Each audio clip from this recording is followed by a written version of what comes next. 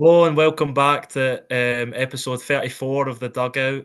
We've got almost a full card of Scottish Premiership fixtures and four European games to talk about.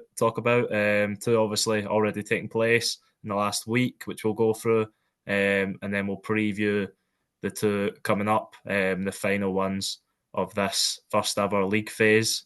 Joined by my two co-hosts. Alex Crookshanks. How you doing, Alex? I'm good, mate. I'm good. A lot of talking points this week. I'm excited and a bit angry, but I'm excited to be back. And for the first time in ages, we've got the three of us, so I'm buzzing.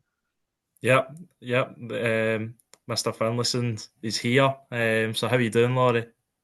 Yeah, good to be back, Ethan. It's been a shame to have missed out, the last couple of weeks on the pod. Obviously, still been doing wee things behind the scenes, of course, but good to be back. The form of my team, not so great. I mean, it was good to be there at the weekend at Tynecastle, but I mean, not the result that I wanted. But we'll get into that because it was a pretty good game from like a neutral point of view. Yeah, didn't get the result, but there was definitely some limbs you could call it in the away end, especially for that Yeah. Bobby Wales goal. But yeah, we'll just go on to the sort of European games from last week first. Obviously Celtic in the Champions League, at home to Young Boys. Just a sort of strange game. Celtic sort of dominate the first half, have three disallowed goals, all from Kyogo. Arne Engels has his first penalty blunder in the hoops, as his penalty was saved. And then Celtic tire in the second half. I think you could see that watching the game, especially after the hour mark. They looked very tired. Whereas Young Boys coming off the back of the winter break they've obviously had, which Scottish teams don't have that luxury anymore. They looked like the team that were going to kick on and get the win. But Celtic, the luck came back around in the second half, and they obviously got the desired result. I don't know if it was sort of, I don't know even what you could say, but it was just, and being in the stadium, it was just really nerve wracking, even until the last whistle, even when Celtic did score. But a massive result. Celtic knockouts of the Champions League for the first time in 12 years, and it's a major achievement from Brendan Rodgers and the players. Yeah, it definitely is. You stole my wee stat there about the knockouts, but great achievement. Not a great game. Kind of like young boys just hung in there. Obviously, with the three disallowed goals, that would deflate you a little bit. But Celtic got over the line in the end and qualified for the playoff rounds. Obviously, some results I think went in their favour, the likes of Man City. Obviously, PSG were down there as well, but I think if Man City had won, it still would have been quite tightly contested in that sort of bottom area. But yeah, PSG got the 4-2 win over Man City, and what a game that was as well. Unbelievable. It was a really good week for European football. I think Benfica and Barcelona as well, 5-4, mad goals in that. But I think Celtic can be really pleased. The fans, I'm sure, are buzzing, and it'll be and in knockout football, you never know what will happen. You get the two legs, and maybe Celtic can use Celtic Park the way Rangers have used Ibrox in recent years, get behind the players and pull off some exciting results. This isn't me saying they're going to make it to the final, but maybe they can get through a round or two and show what they're made of. Yeah, absolutely. I mean, it's been quite refreshing to see, Celtic perform well in Europe, maybe kind of benefiting from the new format. I mean, we discussed here back in the summer, all three of us, the sense of excitement that we had around the format. And of course, the only team really to flatter to receive in it, from a Scottish perspective was Hearts, who shot themselves in the foot. But I mean, Celtic, even as, an outsider, it's been really good to see a Scottish team thrive because Celtic were a team who in Europe frustrated me. Now, I mean, even a Celtic fan, because you looked at the team under Postecoglou and you thought this team could potentially go somewhere in Europe and make a good account of themselves, but they never did. So, I mean, fair play to Brendan Rodgers for kind of taking that next step and evolving the team yet further. Of course, Neil Lennon, as we alluded to, did it back in 2013. We all remember, that night against Barcelona where Tony Watt basically thought he kind of launched his career. But I mean, to be fair, that was the highlight of the lad's career.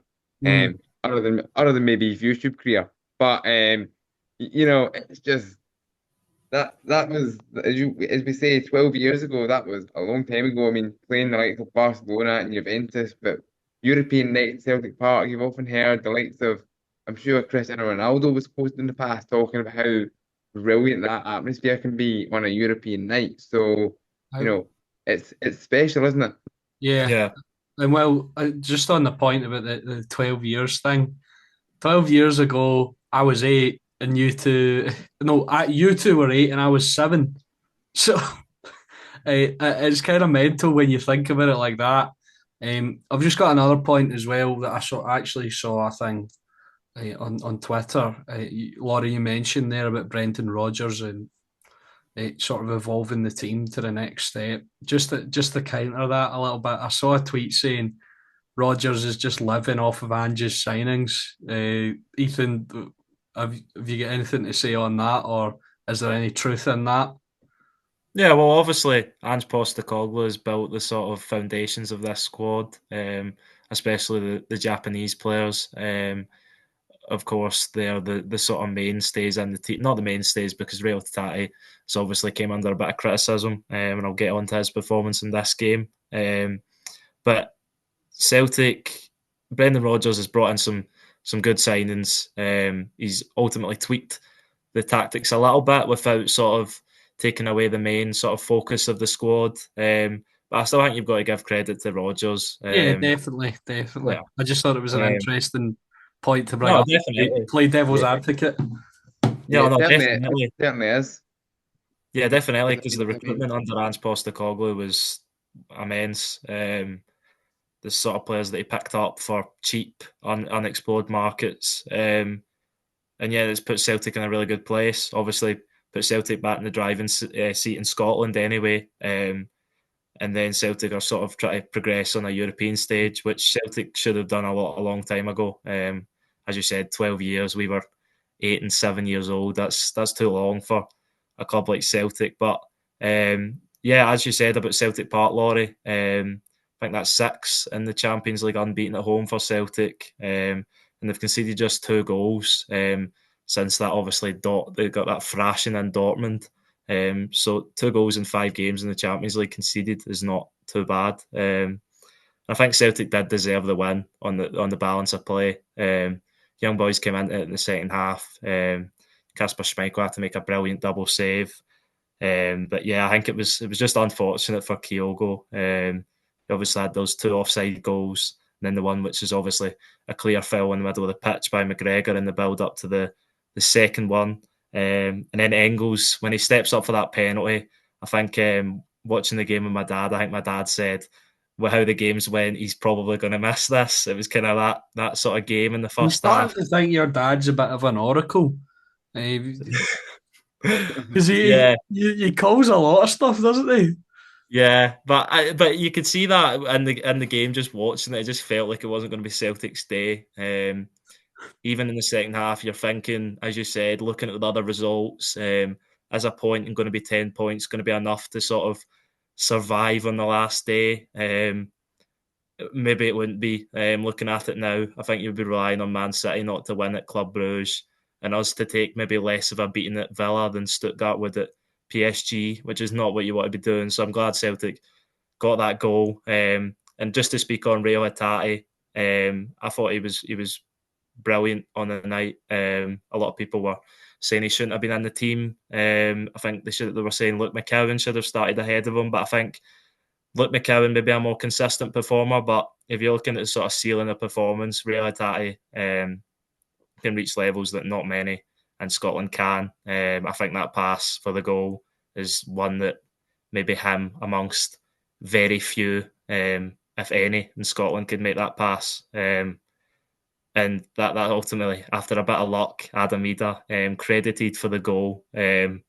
Obviously, it wasn't his goal; it was a massive slice of luck and off the young boys' captain. But yeah, Celtic deserved it on the night. I'd say the key performers were Schmeichel. I think he's been absolutely brilliant for Celtic since signing, and I think he's really enjoying it.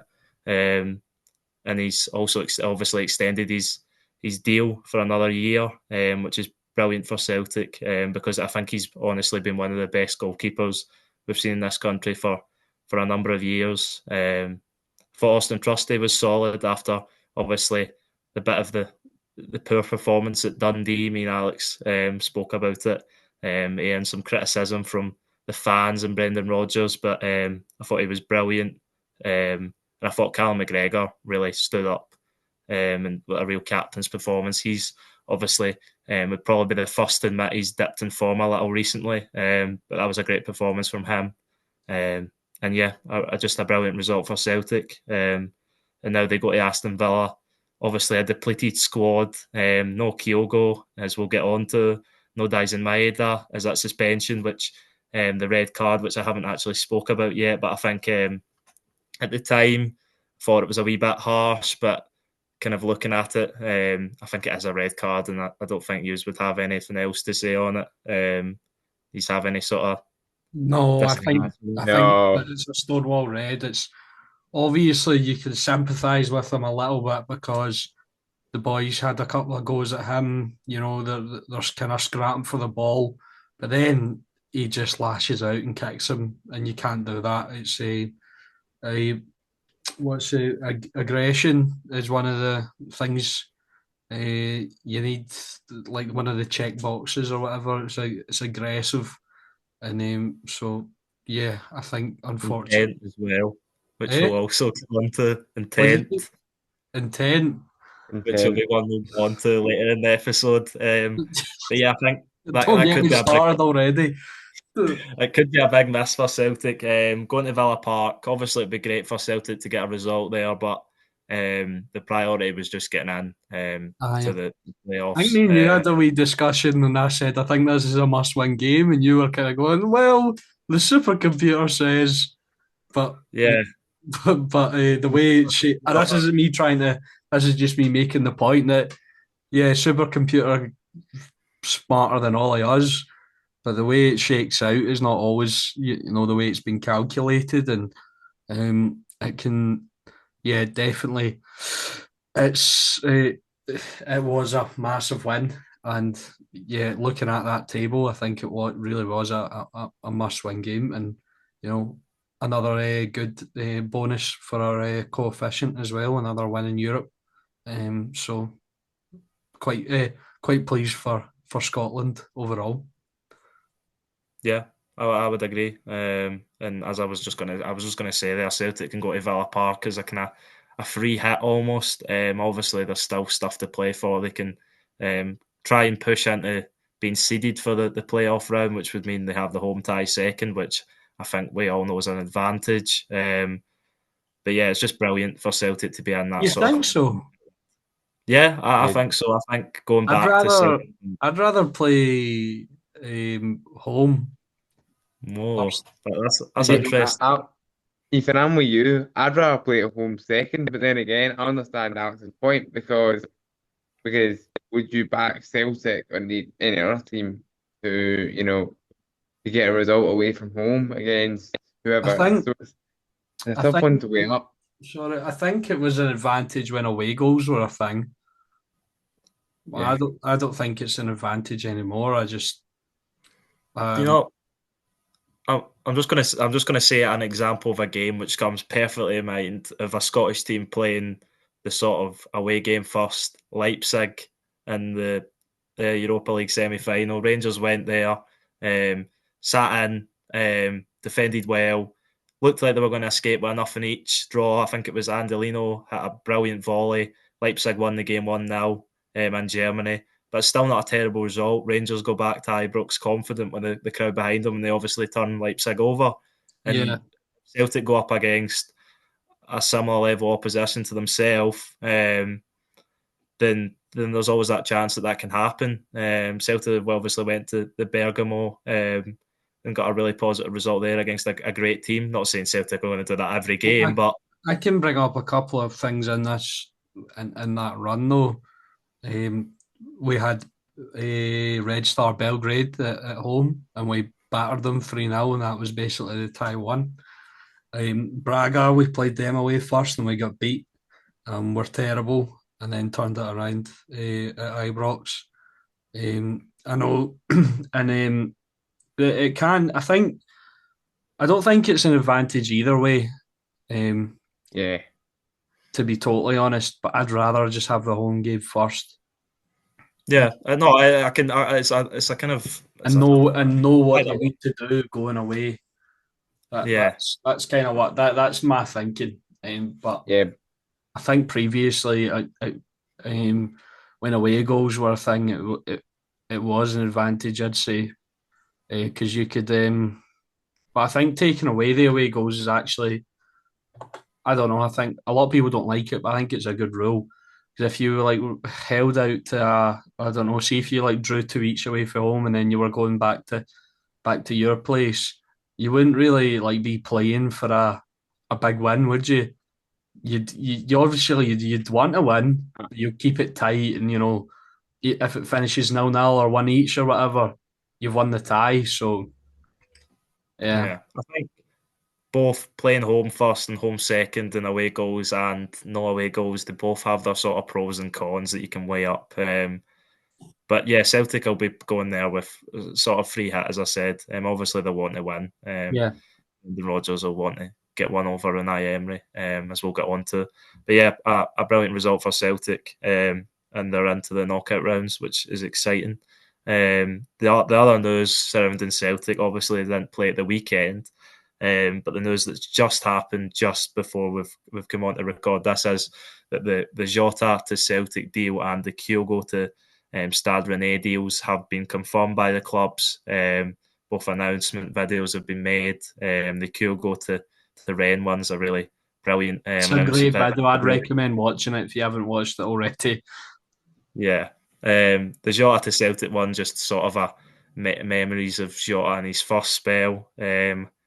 I think, Alex, you posed the question whether Jota's going to be the same player as he was in his first spell. He's had a really tough 18 months. Shunned at Al Ittihad. He was making a decent amount, but I think he struggled out there with his life. And I think, was Nuno Espirito Santo the manager when he was there?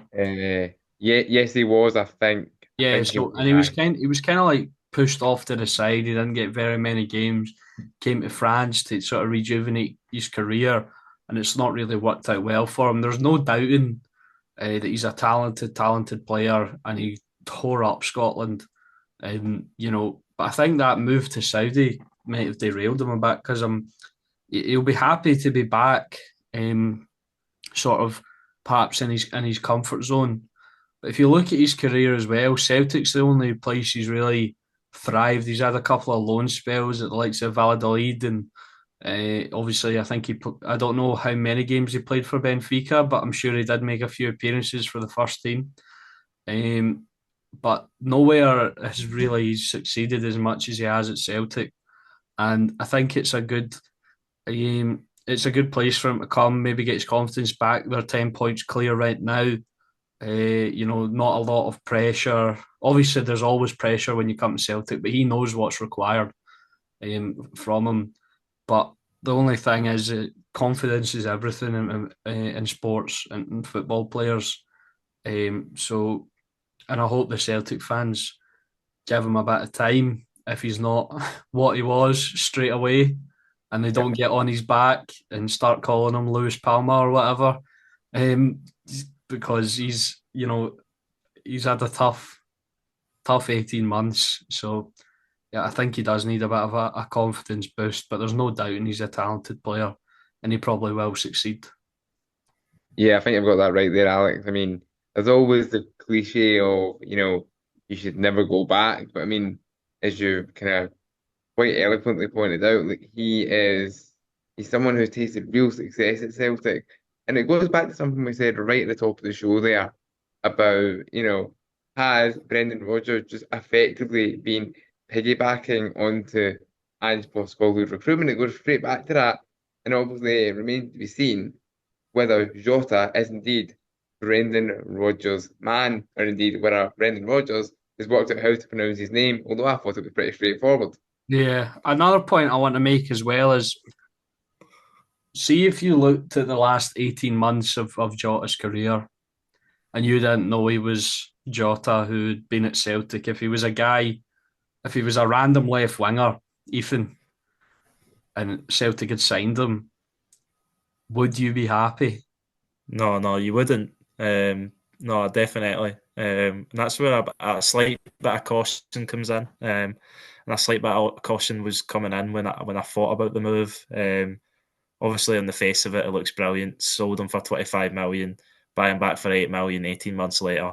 Just looks like brilliant business. But you said it. Confidence is everything in sports and football, and I feel like especially for wingers. If a winger's not got confidence, they can't beat a man. They can't do much. Just look at Rabbi But, Matondo.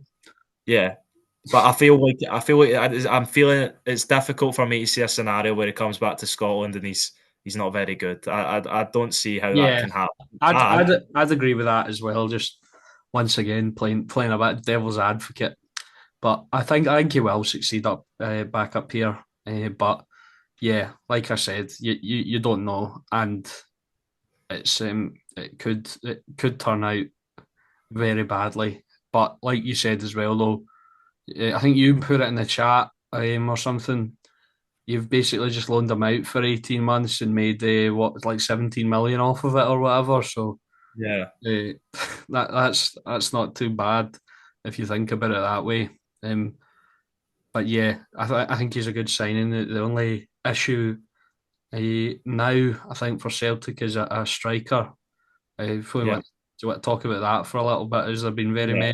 many links except for the guy from Bromby. Brøndby, yeah. But although I'd say your chances of getting him was maybe a bit bolstered because I think Frankfurt have signed Eli Wahi. Yeah, And apparently they were looking at him as well. So it could boost your chances. yeah, definitely. I think he's been the front man. I think Celtic have been linked with him for 2 years now, uh, which is quite crazy. They probably could have got him a lot cheaper than what he'll be now. I think Bromby are expecting about 10 million for him. Swedish striker Mattis Kvedgarden. And he's Fitzgarden got or 10 something. goals. Yeah, Kvistgarden, Yeah. something like that. But he's got 10 goals in 15 games in the Danish league this season, 2 goals in the Conference League. And he looks like a really talented player. He's only 22. So yeah, he'd definitely be an exciting player. As you mentioned, Frankfurt were looking at him as their Omar Marmoush replacement, as he obviously went to Manchester City. But they signed Eli Wahi from Marseille. But it's one of the ones where would Bromby let him go when they've got a chance of winning the Danish league? Would they let him go in January? We'll see. But just to speak on Kyogo a bit, I think a brilliant player for Celtic. Maybe even dare say the best Celtic player since Henrik Larsson. An absolute Celtic hero for all the fans. And just the sort of, if you think of this Celtic era under Ange Postecoglou and Brendan Rodgers, you think of Kyogo. He's obviously delivered in the big moments. His trophy cabinet's pretty impressive, and his record against Rangers is obviously very impressive. And yeah, but I think it is probably the perfect time for him to go. I think 10 million for him. A For a 30-year-old. 30-year-old Yeah. Kyogo is Good brilliant business. business. A Good 30-year-old who, business let's for be that. honest, hasn't been pulling his weight the way he should be the last 2 years or so. He's still been Yeah, quite good, but he's not been himself, and he's not even, to me, has reached the standards of a Celtic striker. So, no, but you're expecting, you raise your eyebrows there, Ethan, obviously, but you're expecting 20, 25 goals a season from Yeah. a Celtic striker. yeah, but I think he got what 20 goals last season in his worst season. I think he's well on track to probably 20-25 this season if he'd played it out. I think Kyogo maybe his own standards set from especially that treble winning season where he scored I think 35 goals in his first season barring injury. But yeah, I think Kyogo a great servant for Celtic. He could have obviously left Celtic a lot earlier. There was obviously interest. But yeah, he stayed loyal, and I think it's a perfect time for Celtic to cash in on him, and they did. And hopefully they get a replacement before the end of the window. Moving on to the other match in Europe, obviously we had Rangers travelling to Manchester for the sort of blockbuster, the cliche Battle of Britain. The two clubs with the most titles in their respective countries, Manchester United and Rangers.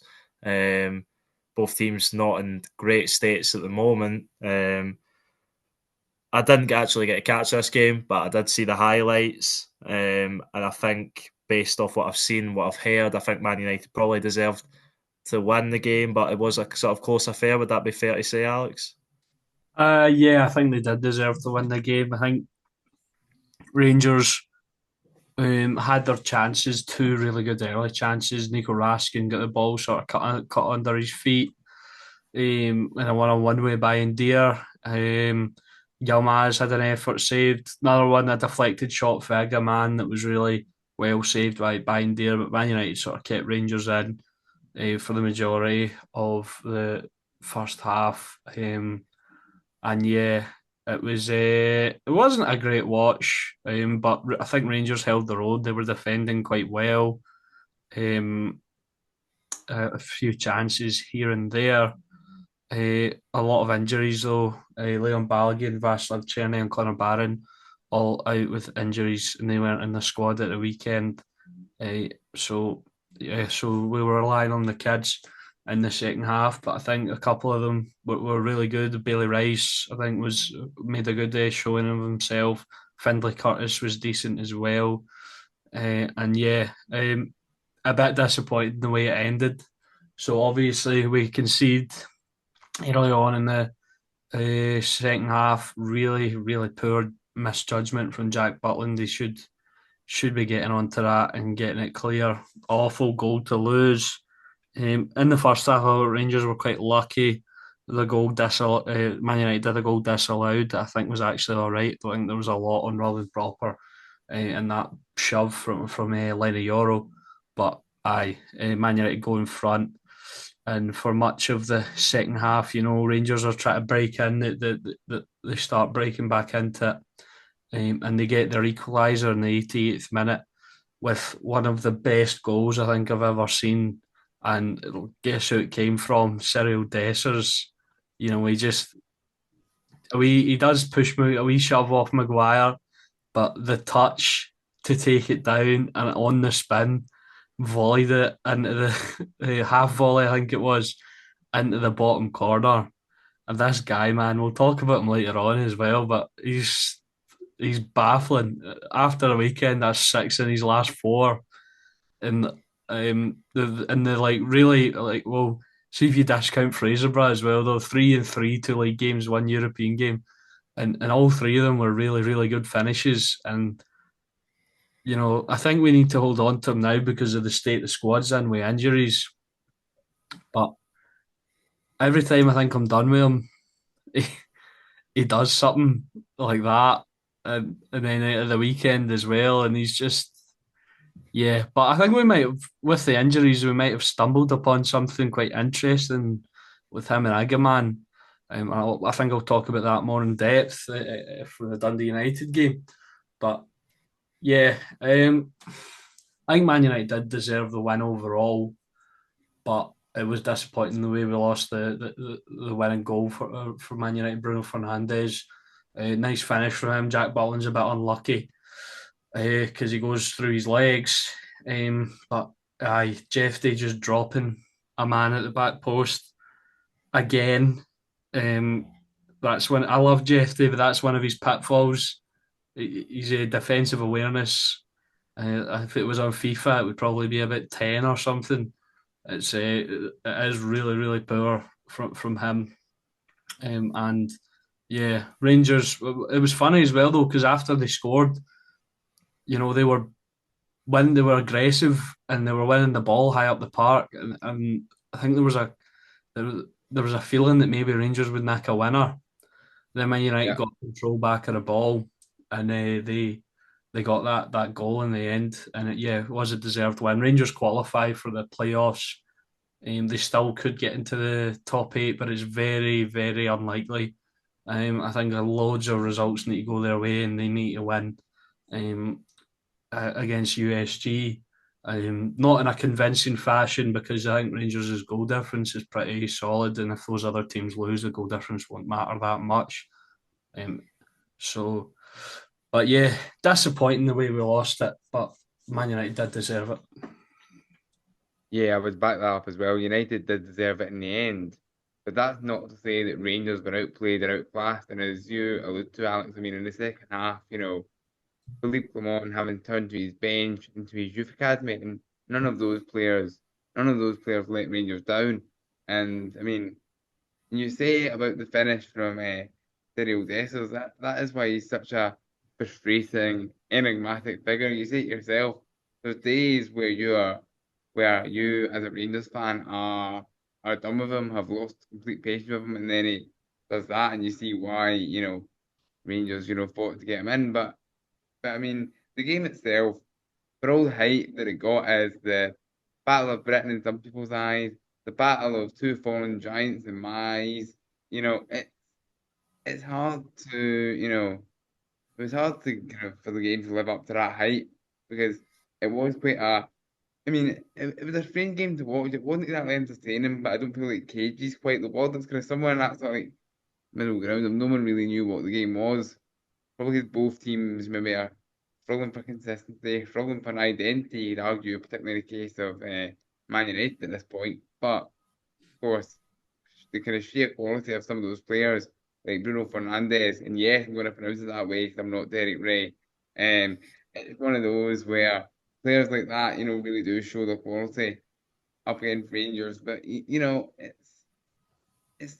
it's tough to bounce back in these games when something really doesn't go your way, like when Jack Butland inadvertently punches the ball in effect into his own net.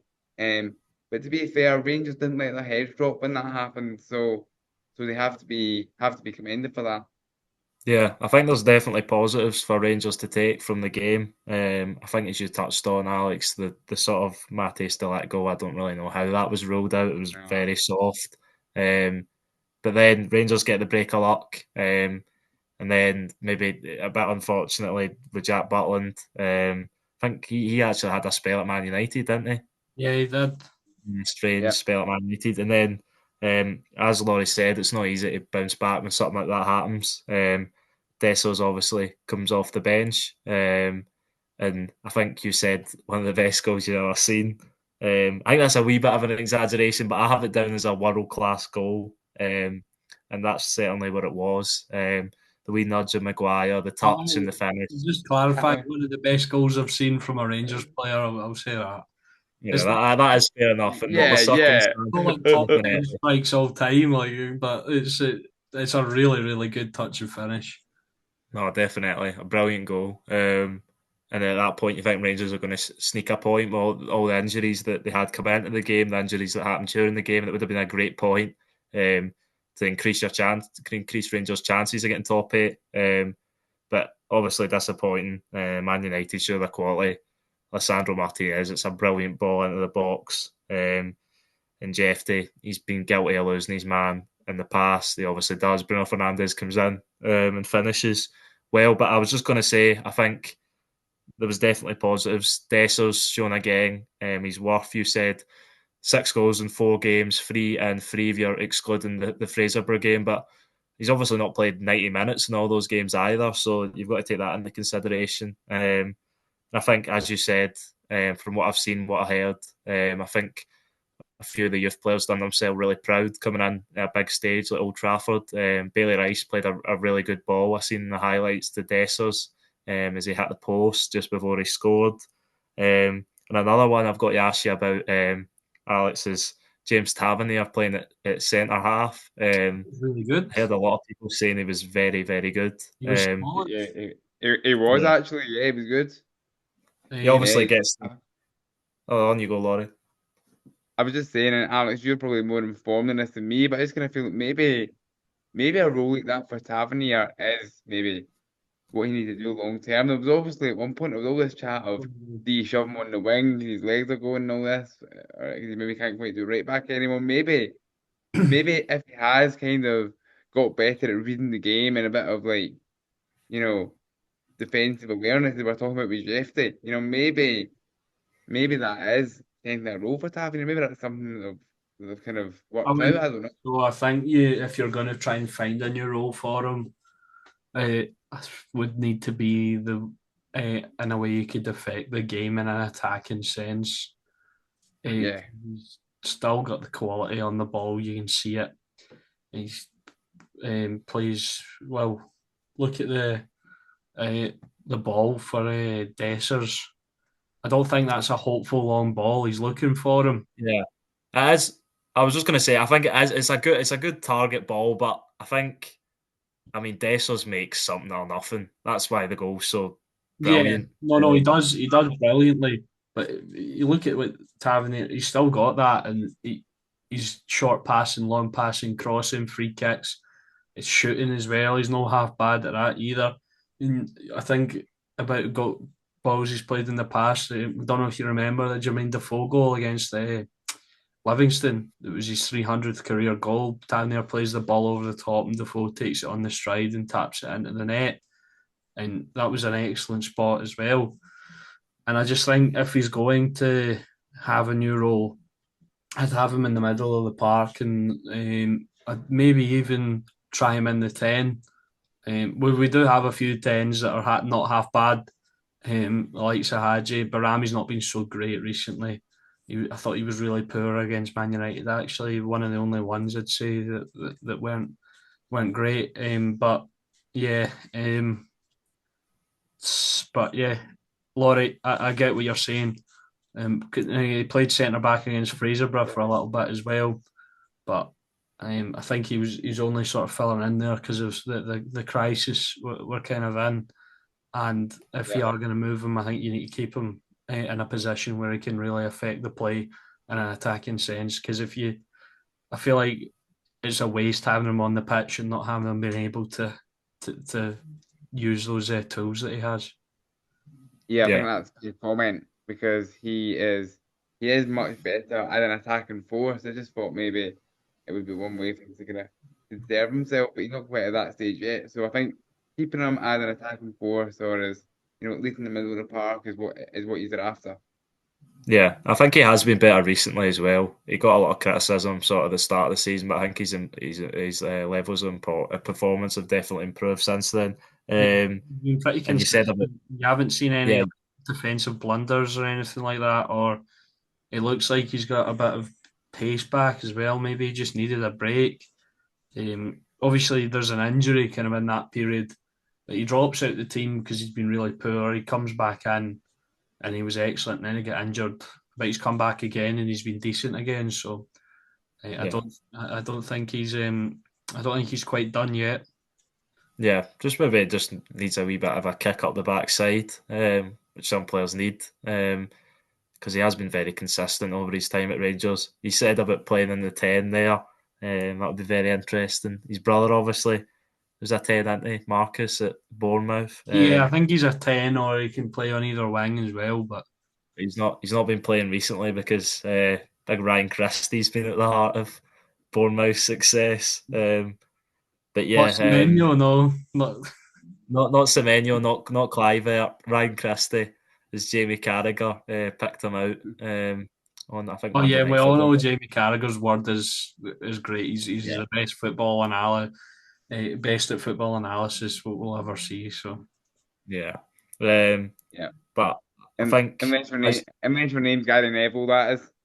yeah, of course. But I think Rangers, as you said, still got a slight chance of top eight. I think they need five of the 8 teams directly above them to lose or draw, and Rangers obviously need to win. So it could happen, but it is quite unlikely. But it's a higher chance than Celtic anyway. I think Celtic have got a less than 1% chance. Rangers get a 9% chance. But yeah, I think that's all for the European action of the week just gone. We'll just start going through the 5 league games. Obviously, Celtic's game with Dundee didn't take place due to damage at the stadium from the storm. I think that one's going to be replayed in the first week of February. Yeah, Midweek game. we'll just say to anyone watching who's been affected by the storm in any way, we hope you're all right and you can sort of rebuild. And if you've lost your roof or trees falling round you, whatever, your garden fence, or yeah, our thoughts are with you, and we hope you're okay. Absolutely. Yeah, definitely. I think us three got off quite lucky. Yeah, but obviously we not did. everyone was Yeah. that fortunate. Going into the league games, I think we'll start at Pittodrie. I think we just read out their stat every week. Aberdeen now 13 league games without a win. I not think all it's competitions though. They broke their streak last week. they did, but Against against League Two opposition, I think it's still worrying for Aberdeen. I think there's a wee bit of a race. Who's gonna falter first? Are Aberdeen going to win a game first, or is Adam Eder going to score a goal first? Just Yeah. before we dive into the particulars, we'll get into. We'll obviously talk about it in depth. But see, all St Mirren's goals were just long balls. Yeah. That done Aberdeen, and how I was watching it and I was going, how have they been done by that 3 times? Yeah, it's basic stuff, but obviously the kind of joke is, of course, the definition of insanity to do the same thing over and over again. And I'm not calling St Mirren insane, of course. Fair play to them and Stephen Robinson, but really just naive from Aberdeen. Of course, Slobodan Rubičić couldn't even last the half. He had an absolute shocker. No, that It's- was terrible. Yeah. Rubičić was brilliant to start the season as well for Aberdeen, but yeah, he was the sort of highlight of everything that went wrong in the back line, as you said. The 3 long balls for the goals. St Mirren's first win in 5 Premiership games, so they're not exactly on a great run either, but a massive win. And they just used to Jose Olasanya attributes perfectly. If you put the ball in behind, he's gonna run after it, and that's what he done for 2 of the goals. The first one obviously gets a bit lucky that Rubičić headers it past his own goalkeeper. And then the second one, I think, is absolutely brilliant play from him to get round Rubičić, and he puts on a plate for Mandron, who isn't going to miss from there. He can't really miss from there. It's a simple goal for him, his second of the season. That goal I thought was so poor as well, because they let Olasanya get in initially and they failed to stop him. You know, he's still got a lot to do, Olasanya, before he can give it into Mandron, and he does really well, but it's just, I don't know, maybe this is a harsh word. It's the only one that I can think of. It's weak defending from Aberdeen. Yeah. And No. it's massive problems, and obviously third goal's another long ball. That's an excellent finish. Yeah, I think the third goal's the worst defending personally, even though Rubičić headers it past his own goalkeeper. I think for Gogic just to look up, and I mean it's similar to the Tavernier one with Dessers, except Dessers shoves Maguire because Maguire's near to him. It's poor defending from Maguire, but this one there's no one even near to Mandron. Just long ball over the top. He takes a touch, and as you say, it's a brilliant finish. Yeah, really poor defending from Aberdeen. Just a terrible result, a terrible run. Yeah. And you think maybe after they get a wee bit of a positive, a confidence booster against Elgin in the Cup, that they're going to be able to sort of turn their league form around. But yeah, it's same old for Aberdeen fans at the moment. But a brilliant win for. Should we start an Aberdeen counter and just have it in the corner? Possibly. Of every pod, and Yeah, 14 league games without a win, 30, yeah. 15, 16. You But know, but Apologies to the guys on red tinted glasses there who may get offended, but yeah, I mean, that, I mean Aberdeen, they're just, I don't know what's happened. We're always talking about them as like either title dark horses or shoe-ins for at least third place, but they're now very much in that sort of like top six race, which seems mental. I remember obviously watching them in the flesh on Boxing Day, and I mean. Kilmarnock, my team, as you all know, are consistently inconsistent. We'll get into that shortly. But I mean, Aberdeen were awful on Boxing Day, and I'm like, is this really how bad they've got? And I mean, I was talking just before Christmas to an Aberdeen fan who I was still trying to be fairly complimentary about Aberdeen, but they turned around and were like, no, I'm not too sure. I think you'll get the win on Boxing Day, and then Kelly absolutely smashed them. And from then on in, I've kind of looked at Aberdeen with a lot more kind of concern, really. So goodness knows what the Aberdeen fans are thinking at the minute. I was just sort of looking at their fixtures and results there, Aberdeen. 1 goal in the last 7 league games. Oh my That's goodness. really, really bad. That's And that's St Johnson levels of bad. yeah, that is. And the next well, games St are Johnstone have got wins more recently than they have, so yeah, we'll get on Absolutely. to that. The next 2 games, excluding the Scottish Cup, where they've got a home tie against Dunfermline, they've got Hibs away, Easter Road, and then Dundee away at Dens. I mean, it's not 2 teams you want to be going to when you're in a sort of run like Aberdeen are. and And Hibs at Easter Road is arguably the one that derailed it all yeah, in the three each. Absolutely. So, yeah, definitely. But I because think they, the sort of, I was just going to sorry, say the wait, teams below sorry, I've just thought of something there. So they drew with Hibs at Easter Road and they just lost to St Mirren at the weekend before that. Yeah.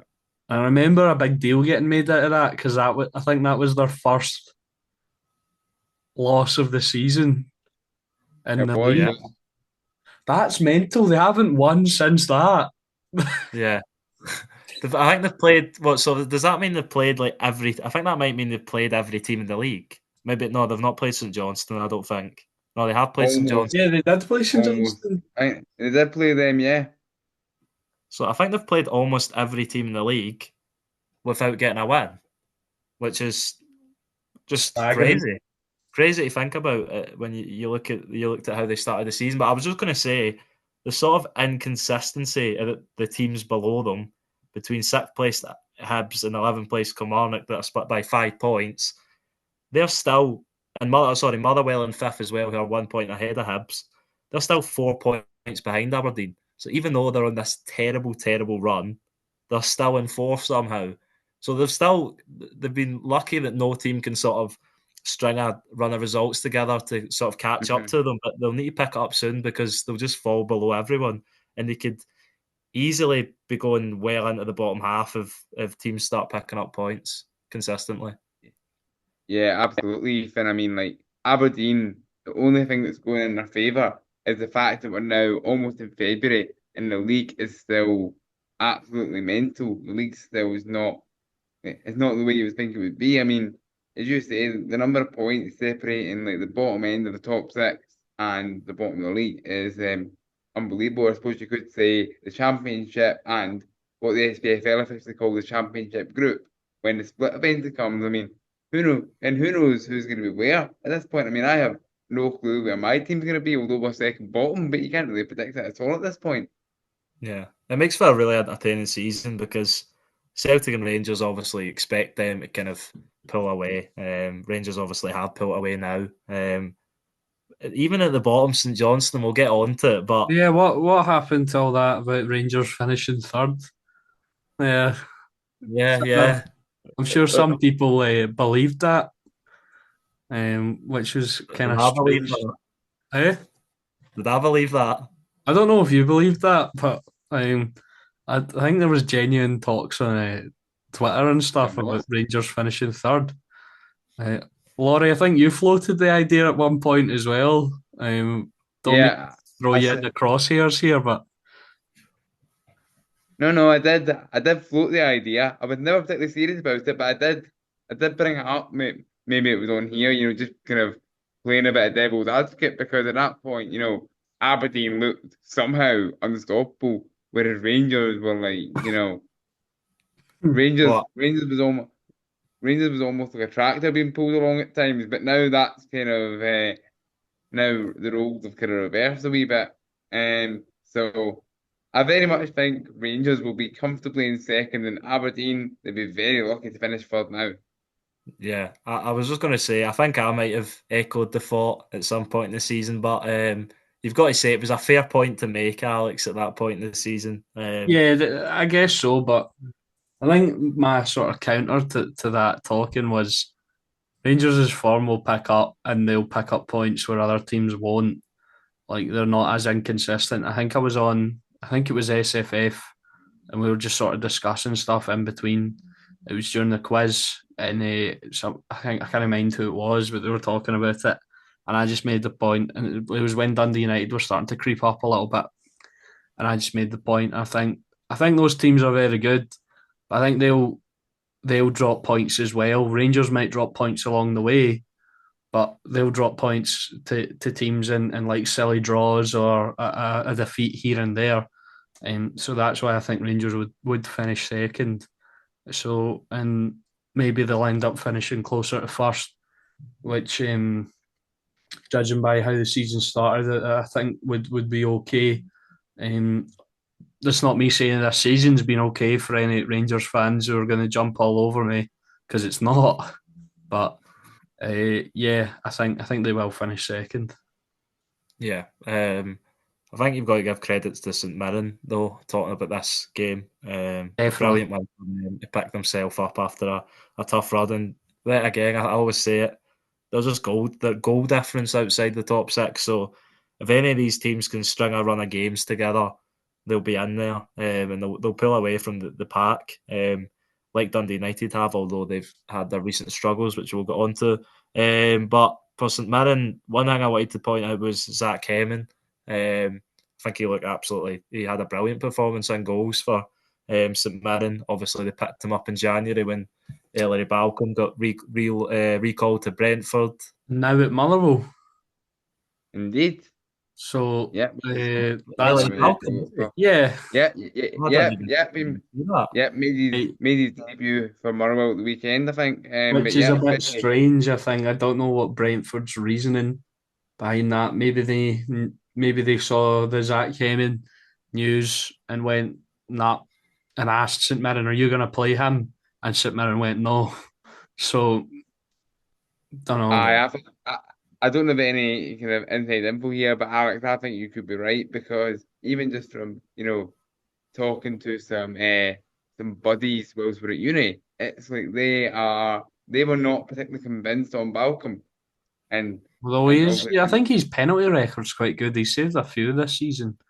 yeah, but then that's another thing that I can tell from experience as well. The Zach Hemming is really good at. So if you can get a goalkeeper who's still good at saving the penalties and it's done well for St Mirren, for them it's a win-win. Albeit when Kilmarnock had Hemming for a second spell, he wasn't anywhere near the same level. Albeit that was mostly down to an injury. So if Zach Hemming is able to avoid like niggling muscle injuries, he's probably going to be good for the second half of the season, as we saw, at the weekend. Yeah, well, he was superb at St Mirren in his first spell, and I think my reaction when they got him was like, "That's a really good get," because he's a good goalkeeper. Was he still at Middlesbrough for the first half of the season, or did he go on loan somewhere Uh, else? Or? he was on loan at Leyton Orient, where I don't think he did particularly well, which is a strange one. Um, he was on loan at Leyton Orient from Middlesbrough. I don't know why Middlesbrough have kept the hold of him for so long because I think there would have been a scenario where Kilmarnock would have taken him permanently, and I'm fairly confident there's a scenario where he could end up in Paisley on a permanent basis as well. And then he's someone who I know on a personal level is quite settled up here, so I think he would actually want to be in Scotland permanently. We'll see what happens in the summer. Yeah, because he obviously got showed in at Celtic Park.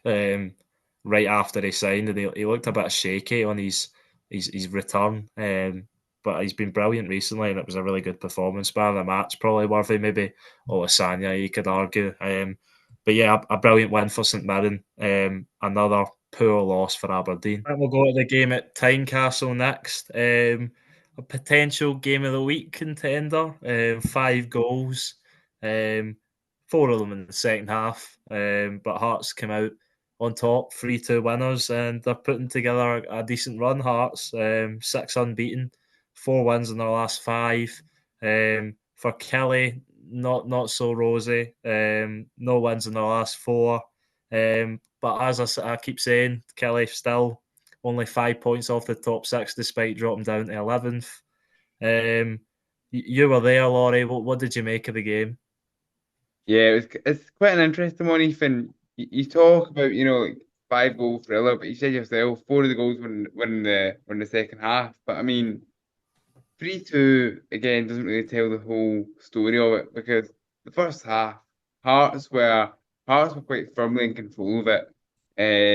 Kelly went really at the races. Up front for Hearts, Elton Kabangu caused us a fair bit of bother. I mean, he's been a good addition to Hearts, actually. However, if you look at Hearts' first goal, it looks like it's quite clearly offside. I mean, Derek McInnes wasn't too happy with that post-match. But to be fair, Kelly should have defended it better. All 3 of Hearts' goals were gifts, and I'm not going to go on a proper rant here, but all 3 of them were gifts. That one was just poor defending. I mean, Robbie D's the hand, and well, no, not like the hand, but metaphorically the hand in all 3 of the goals. He may as well have had the hand in them, to be honest, and gave Hearts a penalty. I mean, then the second goal, just second Hearts goal, I mean, was poor from a set play, not picking up runners, and Jamie McCart made a good run and good header as well. And a good bit of recruitment from Neil Critchley too there. And I mean, and I'm going through the Hearts goal deliberately because the third one, oh my goodness, I don't know if either of you have actually seen it, Yeah. where George Grant, who, I mean, isn't exactly a tall player, effectively gets a free header, because I don't know what the commanding goalkeeper, Keen O'Hara, is thinking. If any of you guys could fill me in on what was going in his head, I don't know. But as for Commander, we rallied in the second half. I mean, Bobby Wales with a really good finish, really good instinctive striker's finish. I mean, you've got to remember Bobby is only 19 as well, so he's only going to get better. I mean, he's playing for his future, because you don't know where he's going to be next season. There's a lot of rumours as to whether he may or may not renew his contract, Kelly. But a good finish from him, and Fraser Murray got on the score sheet as well. Which, to be fair, on the balance of play over the last few weeks, even though Kelly have been, as usual, consistently inconsistent, he's one of the consistently strong performers. So for him getting a goal was a positive. It was good to get a last minute away day as well. Yeah. I think, as you said, Hearts probably deserved the win. Yeah. For the first goal, as you said, Kabangu looks like a good pickup. That's 3 goals in 3 games now. He's obviously on loan from Rangers. Rangers Europa League opponents on Thursday, Union St Gilloise. And then Jamie McCart, formerly of Celtic, he also scored that header after he scored initially, but was offside. And then obviously Bobby Wales had that goal before. I'm doing that in a weird order. I was doing as you done, Laurie, saying the Hearts goals first, even though Bobby Wales had equalised at the time. Yeah, it was a good goal from Kelly. A great finish, as you said, from Bobby Wales, who, given a run of games, he's turning around decent performances, which I think we were crying out for on the podcast. Yeah, we were before. I mean, Derek McInnes has always been reluctant to play Bobby, and I have no idea really why. He's someone who everyone saw, if you were ever to watch a Commandant Reserve game or anything like that, you saw he had the raw ability. And last season, he was on loan at Alloa in League One and did really well. And then he obviously came in and had a bit more of an impact the first team this season at Kelly. But the thing with Bobby Wales, whenever he scores, or even when he creates something, if you look at where he's, contributed to goals, it's always been really high pressure moments. Bear in mind, his first goal for Kelly, his first competitive goal in the first team for Kelly was against Tromso in the Conference League to level the tie before the end of the game. And and that's what a lot of his goals have been, whether it be the one against Tromso, whether it be even the assist against Dundee where he takes honestly a world class first touch. And then you have the even the goal against Celtic in the cup, scoring at Parkhead like that's not for everyone. Like he's one of these guys who scored in a high pressure moment, and to have that sort of level of kind of bottle at 19 is only a good thing. Yeah, Sorry, definitely. sorry, I've just got a bit of news when talking about Hearts. Per Fabrizio Romano. Hellas Oh, Verona have sealed a deal for Daniel Oyagoki to join from Hearts. Agreed and done. Contract valid until June 2028, plus an option for a further season. So that's an interesting one, isn't it? Yeah, yeah, that's really interesting. I mean that's a guy who I want to say Hearts picked up for nothing or relatively on the cheap, and have managed to hopefully turn a good bit of money on. So that's a good that could be an interesting move, and I mean good for it to happen while we're recording as well and talking yeah. about Hearts. I think that the highlight of his Hearts career was that absolute screamer he scored. What was it against? Was it Dundee? It was against. I want to say. I'm not too sure. I know the goal you're talking about, but I can't think of the team, and it's me normally trying to be the star, so it's not between me and you, Yeah. Ethan, and neither of us can actually think. Let me see. I'll go and find it. Let's see if I can find it. St Mirren it was, and a 4-0 win. Has he Um, only been there since the summer? yes. No. Yeah. Yes. Yeah. Yes. I just summer. I mean, and was he a free transfer? Am I making that up? I feel like he was kind I of think he was a free transfer, yeah. Weirdly, how I know that is because he was on the free agents in FIFA. But There you go. I think I There you signed go. him. I think I actually signed him when I was doing a Ross County save. Uh, Cool. I just decided I put Ross County League Two in England and just like worked my way up. I don't know why I did that, but Probably some sort of dig at Derek Adams, I would guess. maybe, Um, maybe. But yeah. yeah, He's obviously. it's a strange one, but he's not a bad player. Oyugoki, so I hope he does all right out in Italy. Yeah. Yeah, Um, absolutely. that's Italians taking interest in Scottish football again. But yeah, they've obviously brought in Jamie McCarter, who looks like a good signing, as you said, Laurie. He obviously gets the goal to put Hearts back ahead. And then He I've got could have it put down. two if one disallowed as well. Yeah, He yeah. could have put two in. And then the third goal, I've got it down as I could only describe as a strange goal. George Grant. I don't really know what's happening. There's like what 2 or 3 Hearts players around the goalkeeper when he puts it in. But yeah, so as you said, all the goals were pretty preventable from a Kilmarnock point of view. Um, Yeah. and then Kelly obviously get that goal, the Fraser Murray one, which is his first of the season, I believe. Is that right? Yeah, indeed, first of the season. I feel like he's a guy who should add more goals to his game. That's his problem. Typical winger, lack of end product, does all the hard work so well, but then he nearly scored an absolute cracker at Celtic Park, in the Yeah, Scottish Cup. yeah, the free kick. But yeah, Danny Armstrong, I think that's his fourth assist of the season. He obviously set that one up, and he had 14 last season. So I think that probably shows the sort of disparity in his form and maybe the disparity in Kilmarnock's form as a team this season in comparison to last, would you say? Yeah, I think that does show it quite well. Of course, with Danny Armstrong, you could argue there's a few factors at play, be it whether he's committed or not to Kilmarnock at this point. His contract's up at the end of the season, and Derek McInnes has already pretty much conceded defeat on in securing his future. But of course, in the summer, Danny Armstrong became a dad as well, so obviously all the external pressures coming from that. But in fairness, Danny Armstrong played really well when he came on against Hearts on Saturday. But then that begs the question, did he play well because he was having a good day as such? Or did he play well trying to impress his future home support? Time will only tell. Yeah. Yeah, I think it was refreshing to see him And putting in one of wait, those has he goals. signed a deal with Hearts? Not officially, but talks have taken place in regards to potentially a pre-contract agreement. I don't know if it's going to happen, although I do know Kelly turned down a six-figure sum from an unnamed European club. So make of that what you will. Kelly were Interesting. arguably foolish enough, you call it interesting, arguably foolish enough to turn down six figures. So I don't know whether Hearts is happening or not, but Hearts is very much the name that keeps cropping up. Yeah.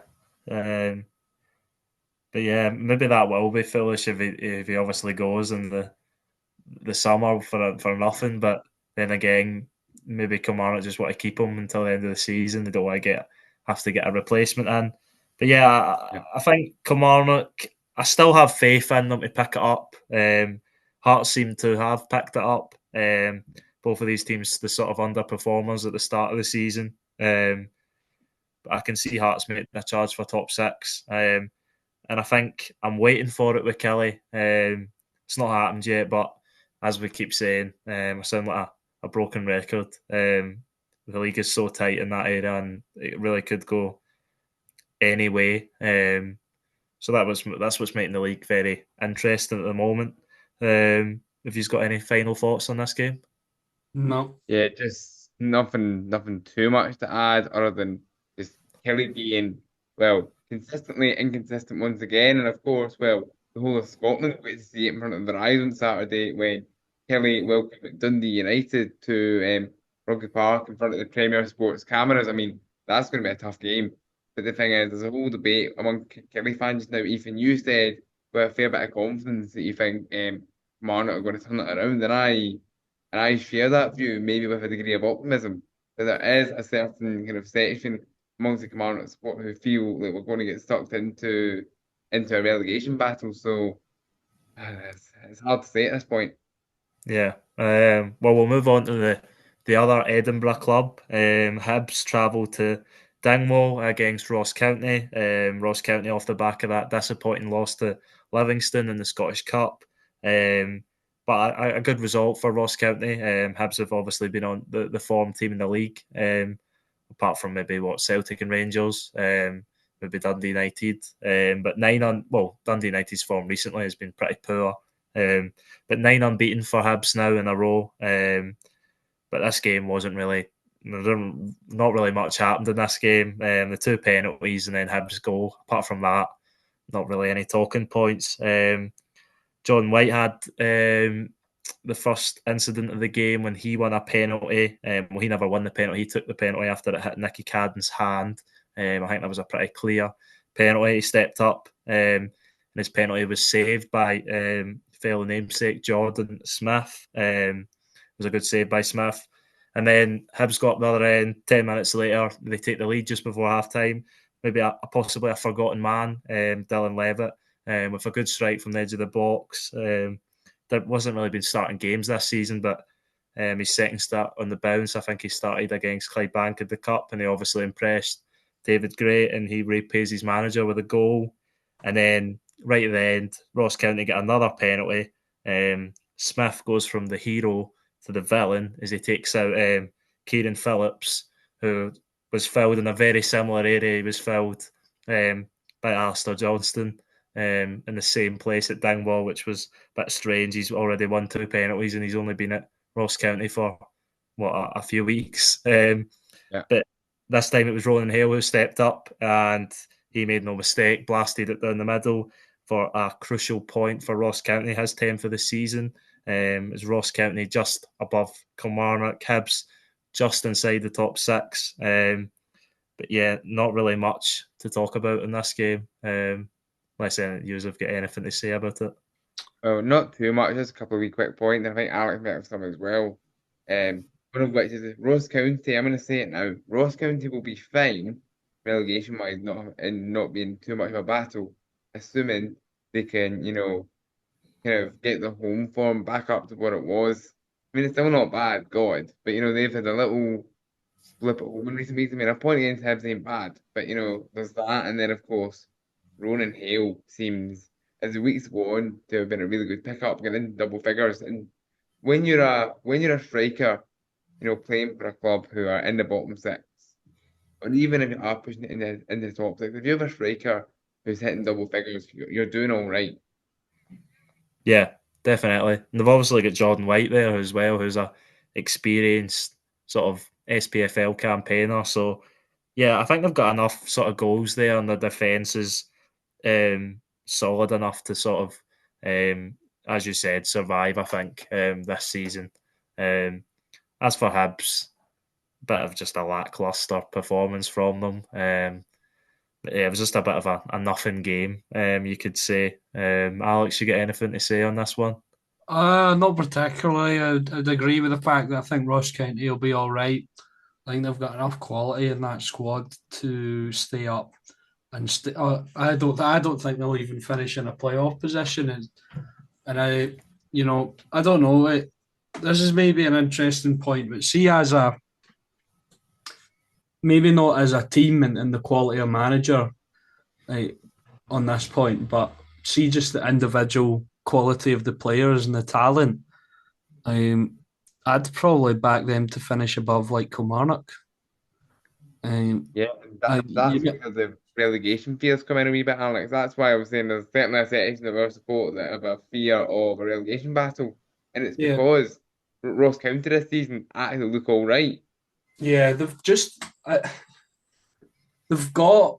I think as I mentioned, just if you go man for man individuals, I think this season their players individually have shown more quality than any Kilmarnock player. But I think if you look at manager and maybe the implementing of a system and the way Kilmarnock have previous in this league under Derek McInnes, I think you would maybe back Kilmarnock. But I think Ross County's squad, just man, if you just look at it man for man, it's perhaps a bit better. I might get slaughtered for that, but just on the base of this season, I think they've been quite good. Yeah, I'm not going to slaughter you for it. That's what I will say. The only player that's maybe an exception to that is Matty Kennedy, but he's been injured for like 6 or 7 weeks, so I'm not Yeah, going to slaughter you for that at all. well, yeah, because I'm sure you'd kill for the likes of Ronan Hale.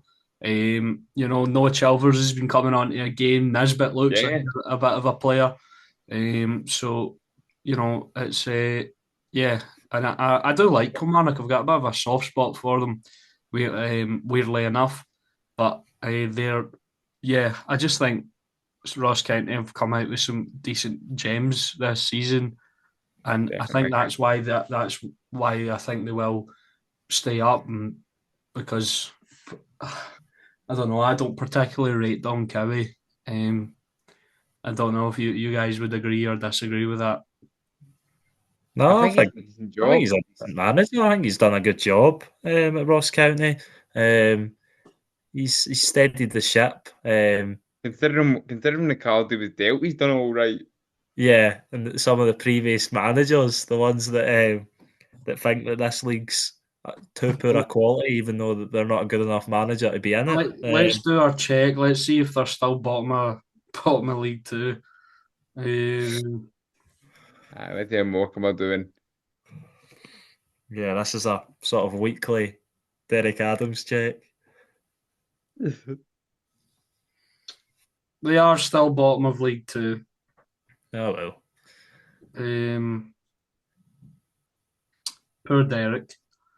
But But do anyway, you want them back in Ross County then, Alex, instead of Don Kerry? well, in terms of entertainment value, I think he's a bit better than Don Cowie. I just think Yeah. this is pure speculation, but I think he's walked into this job expecting to walk it, and it was more difficult, and he realised he was perhaps a bit out of his depth, so he just started blaming everything else.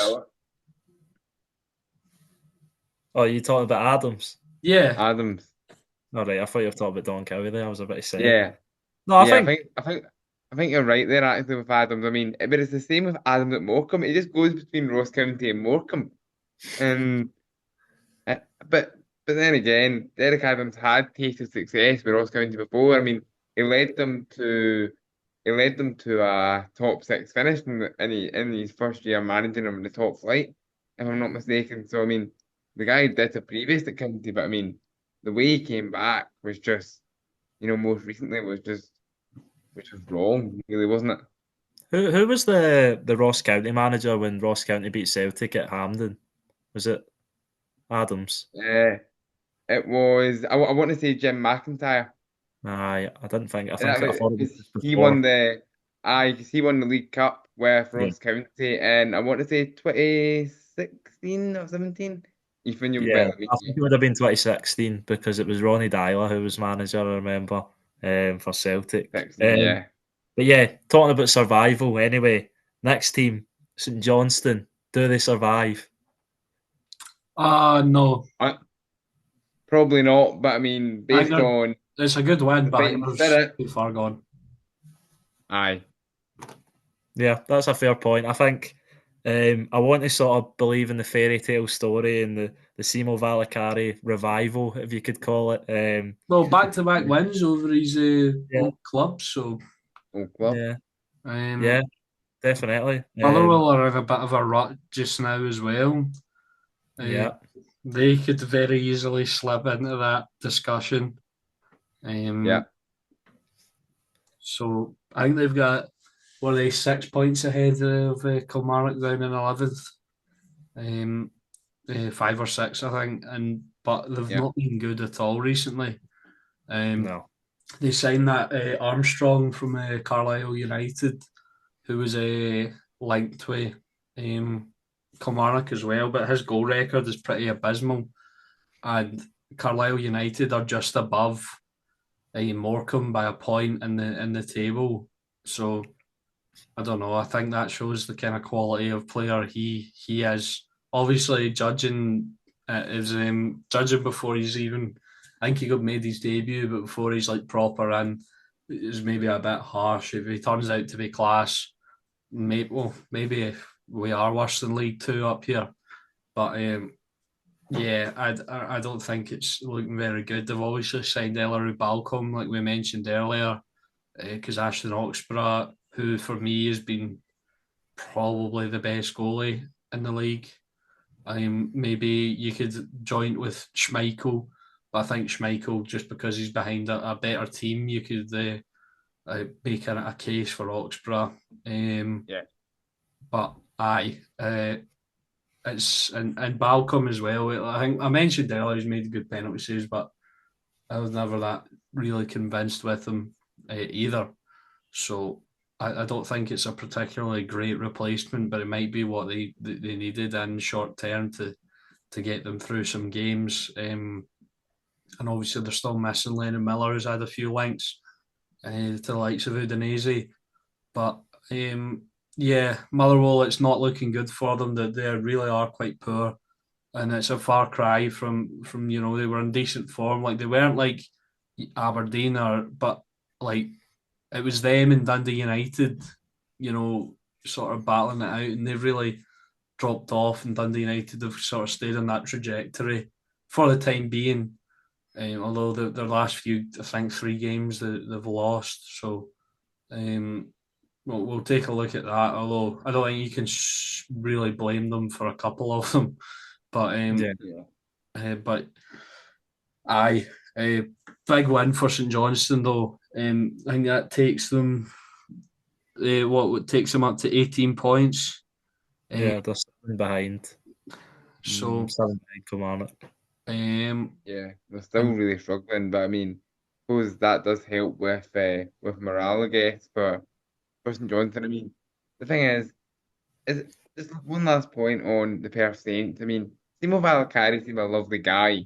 Whether he's got to be a manager or he's one of these ones, it almost feels a bit like when my team Kilmarnock had Alex Dyer in charge. Granted, Alex Dyer didn't technically take Kelly down, it was Tommy Wright, who was well like St Johnson, funnily enough, but it feels kind of similar to the point where everyone likes him because he's an absolute gentleman, but he's just not really cut out to be a manager at this sort of level. I don't Yeah, know if I'm making stuff up in my head, but I thought Alex Dyer was all right. I don't know.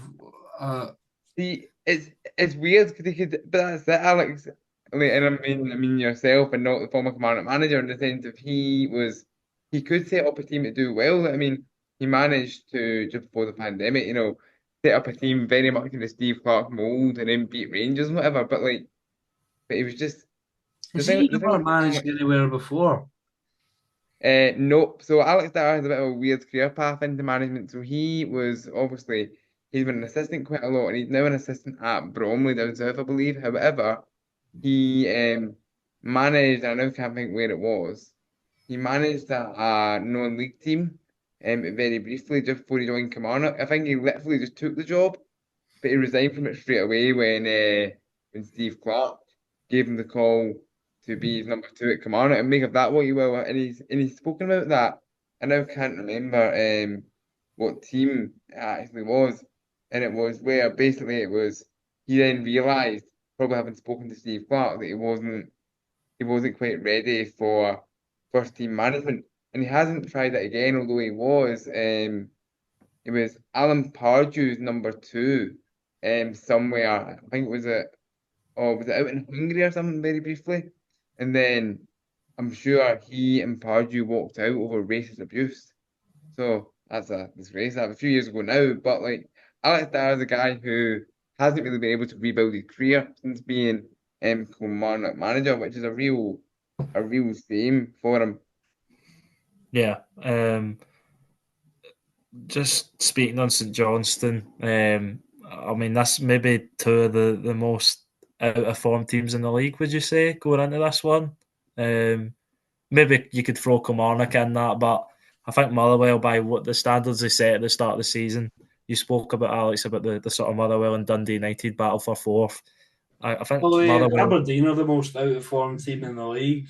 Oh yeah, Aberdeen. I forgot Aberdeen, the obvious. But Motherwell beat Dundee United 3 times, the first 3 times they played this season. So Motherwell, they had the sort of opportunity and the foundation to sort of build to be where Dundee United are, but they faltered. And St Johnstone hadn't won a game in 9 before they met them in the Cup last week. They beat them there. A lot of the Motherwell fans unhappy. And then they look like Motherwell are going to bring it back and get a win, and then they throw it away in the last 2 minutes or whatever. And I think the Motherwell fans' tolerance for Stuart Kettlewell was becoming less and less, like it did last season. But yeah, I think St Johnstone, I think it's too little too late, even if they were to start picking up some form. But yeah, Motherwell are in dire straits as well. I think just to go through the goals, Sven Sprangler handled in the box for St Johnstone, which gave Motherwell the chance from the spot. Andy Halliday stepped up and sent Andrew Fisher the wrong way, his fourth goal of the season in the 4th minute. And then nothing really happened until late on when St Johnstone, they probably could have had a penalty, but Clancy played on, and the substitute Taylor Stephen, who was on loan at Cliftonville for the first part of the season, gets his first St Johnstone goal of the season. Yeah. And then, were you going to say something there, Laurie? Yes, I am. I'm going to actually do what Alex did at the Heart with the Hearts game. I'm just hearing that as we were talking about patients with Stuart Kettlewell wearing thin, I think Stuart Kettlewell, I'm just reading, is a goner. I think Stuart Kettlewell has left Motherwell, so make of that what you will. So Stuart Kettlewell, yep. Stuart Kettlewell has quit as Motherwell manager. He's walked on his own off his own back. So Stuart Yeah, Kettlewell is he's no walked. longer the Motherwell manager. Oh, I that is think big news. they've basically told him they're going to sack him, and he's went, oh, "Can I just walk?" Yeah, Like, I don't know. I mean, Motherwell themselves say in their club statement, which you'll be able to read on their website, which at the moment, as we record this, is kind of struggling. But it says on Twitter, we can confirm the club board of directors have, remember this, very reluctantly accepted the resignation of Stuart Kettlewell, which of course makes it sound like they had faith in him, but who knows? Either way, Stuart Kettlewell is no longer manager of Motherwell. I think it would be quite quick to pull the trigger on them if they have done, that is. I know losing to St Johnstone twice, the worst team in the league, back to back is quite bad, but they're sitting, what, 5th in the league? You got them to a Premier Sports Cup semi final. I know they're out of the Scottish Cup, but I don't know. I think that's a wee bit early. If he's walked off his own back, but like they say, then you can maybe understand why if he thinks he's taking the club in the sort of wrong direction. But yeah, that is some. That That's, I'm always yeah, suspicious of Yeah, stuff like that and mutual consent and all that I stuff. I It's can I can jump in on that. I've now been able to see a little bit of the statement, and this is actually quite poor perhaps on Motherwell fans, and not the Motherwell board to be clear. So it says here that Kettlewell told the Motherwell CEO that, and I quote, some of the personal abuse was now affecting his family to the point where they didn't wish to attend games. oh my So God. they're citing the abuse that Kettlewell and his family received Well, in as the that reason case, why he that's chose to that's resign. terrible. yeah. That is different, and that I said that their patience was thinning with him, and it was becoming thin. But I didn't realise it was to that extent. No. There's no Yeah, we for don't that. we don't like to see stuff like that No. in football, and you should leave. Obviously, you want your team to win. You need to leave. You need to leave a man's family out. It's ridiculous. Yeah, that's really poor. Really low from Motherwell fans, and the majority of them will be disappointed hearing that, I'm sure. But just speaking about the game, obviously it was the 87th minute, St Johnstone get the equaliser, and then in the 88th minute, St Johnstone get the winner.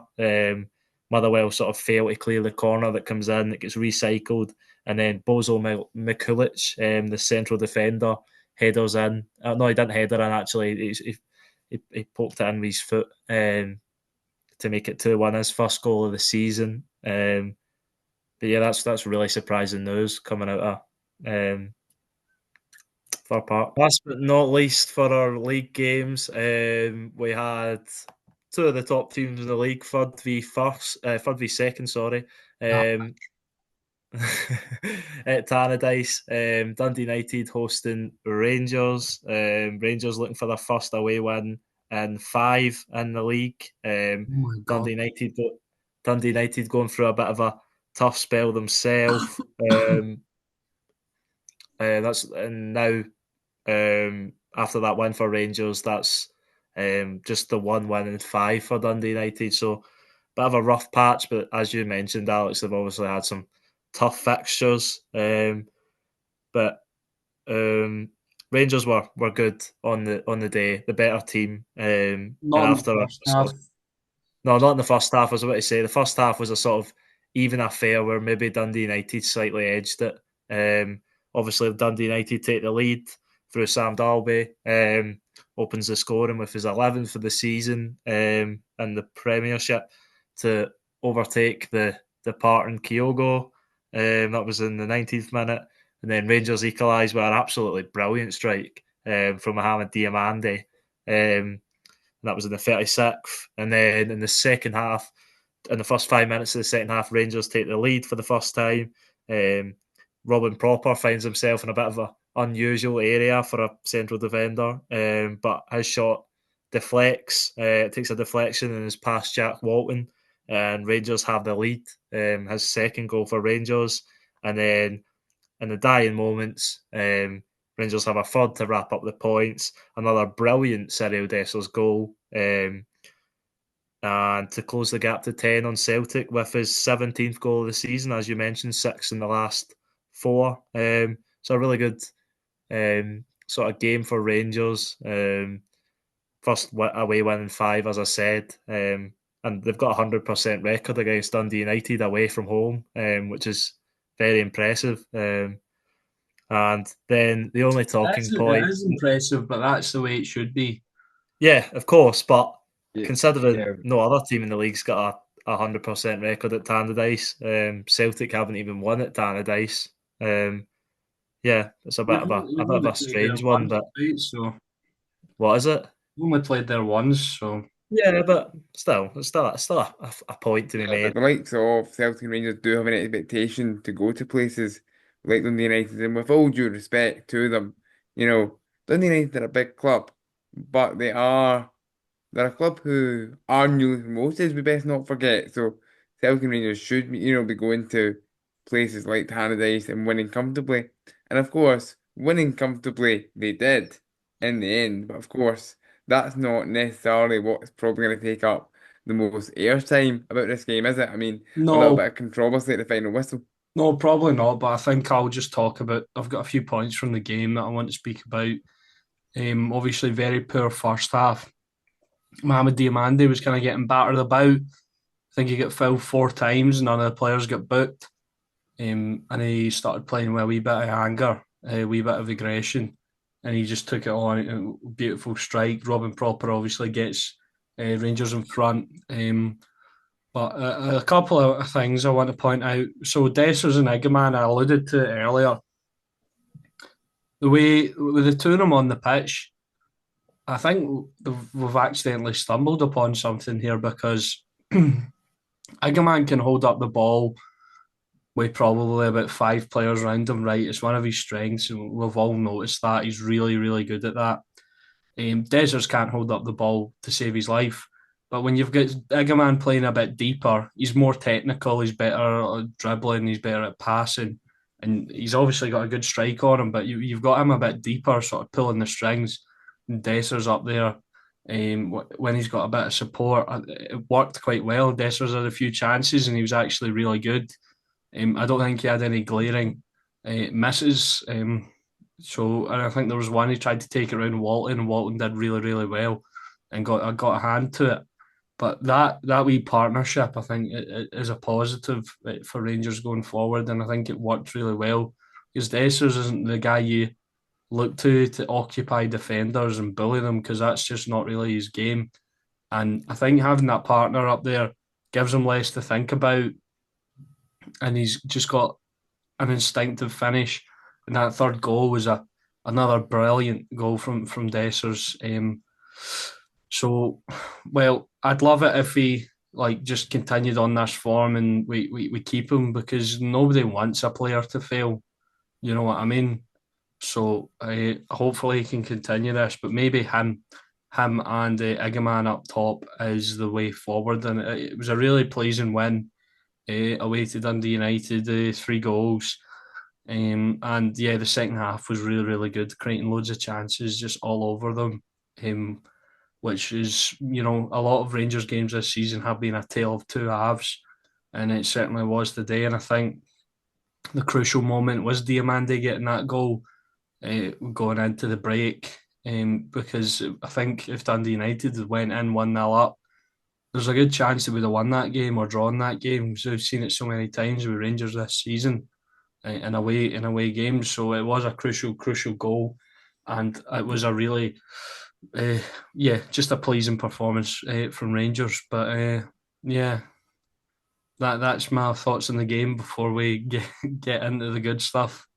Yeah, I think the sort of major talking point from this one was obviously it didn't directly affect the game, but it obviously affects Rangers games in the future. Was Mohamed Diamande's straight red card late on for an alleged slap on Kevin Holt. This one's sort of split opinion across Twitter. Whatever, Nick Walsh made the decision on the field and then was sent to the monitor and then stuck with his decision. I think we're all unanimously saying that it isn't a red card. Would that be fair to say? Yeah, Uh, yeah. I'd say that's more than fair. Yeah, I think I'll give my I think me and Laurie will give our opinions before Alex goes for one of these rants. I think Diamandi does sort of raise his hand, I think. And he does, I don't know if he even connects with Kevin Holt, but you've got to sort of use common sense and put context into it. He's barely touched him. Kevin Holt's pushing him as well. So I don't think that's a straight red card. You're trying to keep 11 men. You should be trying to keep 11 men on the pitch for each team at all times. And yeah, that just isn't doing that. There's no need to send them off there. It's the same as the Dan Casey one earlier in the season. I think you've just got to put a bit of common sense to it. Fair enough if he slaps him in the face and full force, then fair enough. But yeah, there's force. It has to come into play, and there wasn't any force behind that at all. I think a yellow card would have been sufficient, but Nick Walsh obviously decided against it, and Rangers have put in an appeal, and probably rightfully so. Yeah, and I'd be fairly confident that Rangers will win said appeal, Ethan. I mean, it's it's a strange one, of course. The referee goes, is sent to the monitor, and that's how it kind of transpires from, and that obviously Nick Walsh sticks to his decision, which is, rare when you go to a monitor. So you kind of want to respect the referee for that, but in that scenario, it is clearly not, a red card or serious foul play, and you make a fair comparison to, Dan Casey against Kilmarnock. A yellow card in that scenario would have been more than sufficient, and Willie Collum has come out and said as much about that one in the latest installment of the bar review. But the thing is, it's just why, after being sent to the monitor, is he not looked at him for it? That is one of the softest red cards you're ever going to give. Like, I just don't get it. Yeah. Sorry, I was just going to make a last point before Alex comes in. Don't know if any of you remember it. I think this is maybe a wee bit before our time, but there was one with Charlie Mulgrew and Kyle Lafferty when Charlie Mulgrew played for Aberdeen, and they sort of squared up head to head on the sideline, and Lafferty goes down and Charlie Mulgrew gets sent off, but it's never a red card. This is obviously way before VAR. But just because there's head contact made between two players doesn't mean it's a headbutt, doesn't mean it's a red card. Same as if there's a hand on a face, doesn't mean it's a red card automatically. And that would be my sort of point to it, my final say before Alex comes in, because I know he's got a lot to say. Yeah. I'd agree with you. Never a red card in a million years. I don't know what he's saying. In my opinion, it's just ridiculous, right? So, Diamante's pushed, and if you actually watch the clip as well, his arms already kind of like halfway up in the air as he's getting shoved. Maybe he does go to slap him, right? But for me, it just seemed like a balance thing, right? And he goes up and he goes back, and his arm maybe brushes Kevin Holt's face, right? But it's ridiculous. It's absolutely ridiculous. I don't know how you can look at that and say it's a red card. Say it's a red card. Nick Walsh, he had a stinker of it. We haven't even talked about the Stonewall penalty Rangers should have had as well. I don't know if you guys seen that. We'll talk about that after, but I think that's a Stonewall penalty. And Nick Walsh has had a terrible, terrible day, topped off by a 95th minute red card that was never a red card. Like you said, Ethan, you should be trying to keep 22 players on the pitch, at every opportunity. If you can find obviously, if someone deserves to be sent off, they should be sent off. But the fact that it's nowhere near a red card offence, it's late on in the game. It's not going to have any bearing on the game. It's like why not just let him go with a yellow? And see, to be honest, you're probably going to slaughter me for this, and this is going to sound like a ranting Rangers fan or whatever. But I don't even think it's a yellow card. I don't think he tries to hit him. I don't think so. And it's a shocking decision. And Rangers should win the appeal. Although the SFA released some sort of statement the other day about violent conduct or whatever, so they probably won't win the appeal. And I've got a statistic for this one as well. And this blew my mind, by the way. What are you saying? I'm just saying, before anyone hears the stat, this stat blew my mind for the benefit of listeners and viewers. Be prepared for mind blowing. In the 4 leagues in Scotland this season, only one team hasn't played against 10 men. Who do you think that is? Rangers. In the 4 leagues in Scotland this season, only one team hasn't got a penalty in the league, in their league competition. Who do you think that is? Rangers. And people will still say the refs are penalty Rangers and all that, and the refs are on Rangers' side. They've been at the brunt of many bad decisions this season. And even in likes of the VAR review, we've had a few that should have been penalties. We should have had a penalty against Dundee United, like I said the other day, and this one, they should win the appeal, but I don't know if they will. Um, and maybe I'm sort of segueing into conspiracy theory waters, but I just think it's absolutely shocking, and it's never a red card in a million years, and it's Nick Walsh. He's one of the ones he likes him and David Dickinson. They like to make it all about themselves, and he achieved Yeah. it. And I hope he enjoys the attention he'll be getting. Yeah. Yeah. Sorry, I was just going to say I completely agree with most of what you said there. To stick with the decision is crazy, I think. But that might be what the SFA back him off the basis of they're sort of maybe protecting their man, even though the referees in the VAR room seen that it was an error. I think you just got to use common sense. I think, like, looking at that, I know he maybe raises his hand to the face, but he doesn't. He brushes his face if he even does make contact with him. It's not a red card. The only reason you should get a red card is for endangering an opponent with a terrible challenge or violent conduct where you connect with your opponent in a vicious manner that could harm your opponent. I think, and obviously denial of a goal scoring opportunity. Out with the three things, which this doesn't fall under any of them. I can't see why it's a red card, and it should probably be overturned. Um, Yeah. yeah, that was Yeah. all I had to say on that. Yeah. Aye, Same yeah. here. Well, we just go into the previewing the European games. I think that's all the domestic action out of the way. And Yeah. we'll go to Birmingham first, Villa Park.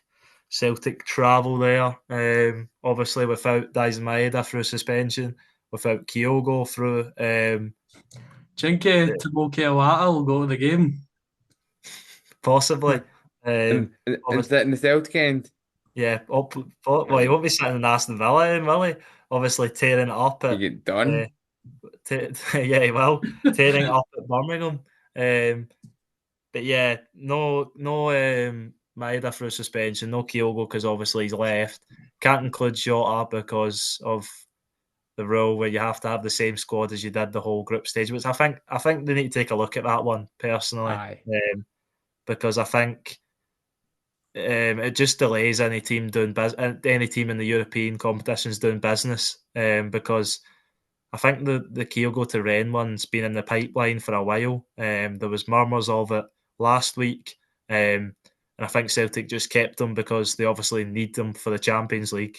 Celtic have qualified, and the next day he's flying out to France. And obviously Celtic can't play Jota because he's not part of the squad, even though they brought him in. So I think it'll probably be Adamida and Yang that play alongside Nicholas Kuhn. But I think apart from that, it'll probably be the same team for Celtic. They obviously got that rest at the weekend with the game being postponed.